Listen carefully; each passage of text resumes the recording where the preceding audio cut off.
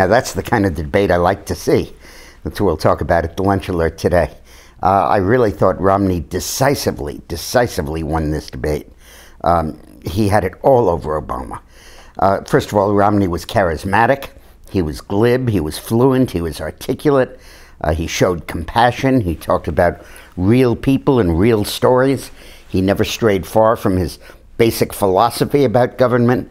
On the other hand, he showed a compassion, a willingness to continue entitlements to elderly and Social Security and Medicare. I think that he diffused the argument of him as the view of him as a bloodless industrial tycoon. I think he was extraordinarily effective. I thought Obama was terrible without a teleprompter.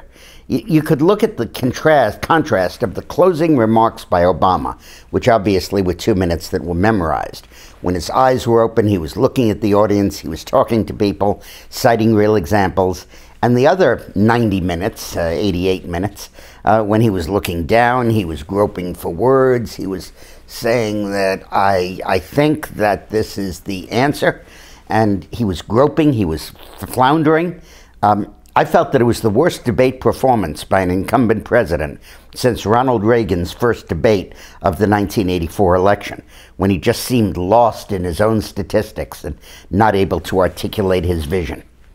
I thought on a series of tactical levels, it was also a huge victory for Romney.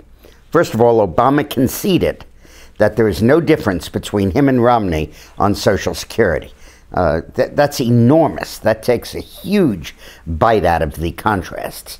And then they both agreed that neither person's plan would affect anybody who is currently retired or about to be retired, except that Romney made his point very well about the $716 billion cut in Medicare on current beneficiaries that Obama passed.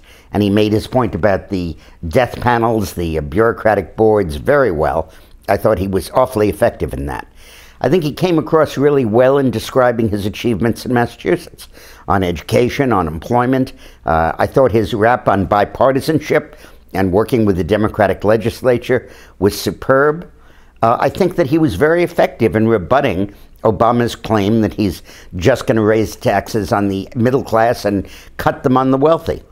When he said, "I'm not going to take any tax cut which adds to the deficit," he wasn't saying what he really means. What Romney really means is his tax cuts will grow the economy and therefore there will be no deficit.